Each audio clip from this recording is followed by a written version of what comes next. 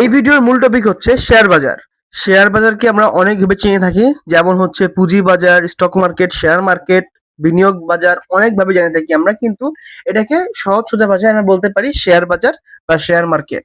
এটা এমন না যে তুমি বাজারে গেলে, বাজারে গিয়ে ইচ্ছা মতো একটা সবজি কিনে চলে আসলে, এটা এমন না। এটার জন্য তোমাকে একটা যে কোনো ব্রোকার হাউসের সঙ্গে যুক্ত হওয়া লাগবে। অনেক ধরনের ব্রোকার হাউস আছে, তো সেখানে যুক্ত হওয়া লাগবে এবং সেই ব্রোকার হাউসের মাধ্যমে তোমাকে ট্রেড করা লাগবে এবং তাদের থেকে একটা বিও অ্যাকাউন্ট খুলে তারপর ট্রেড করা লাগবে। পুঁজি বাজার হচ্ছে এমন একটা জায়গা যেখানে তুমি চাইলে বড়লোক হইতে পারো, চাইলে ফকির হইতে পারো, তোমার নিজের উপর ডিপেন্ড করে।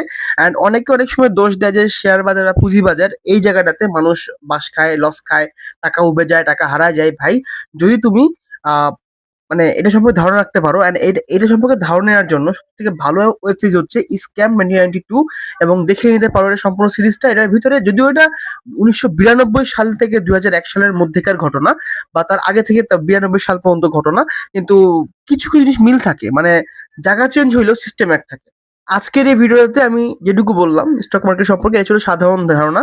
অ্যান্ড কোথায় কোন ব্রোকার হাউস আছে, তারপর কিভাবে ভিও অ্যাকাউন্ট খুলতে হয়, এই বিষয়ে তুমি জানতে চাইলে এখনই কমেন্ট বক্সে কমেন্ট করো। অ্যান্ড কমেন্ট করার আগে অবশ্যই সাবস্ক্রাইব করে দাও, কারণ নাহলে আমি ভিডিও বানাতে পারতেছি না, মানে আমার মুড হারাই ফেলতেছি আমি। সো এই জন্য এখন সাবস্ক্রাইব করে দাও।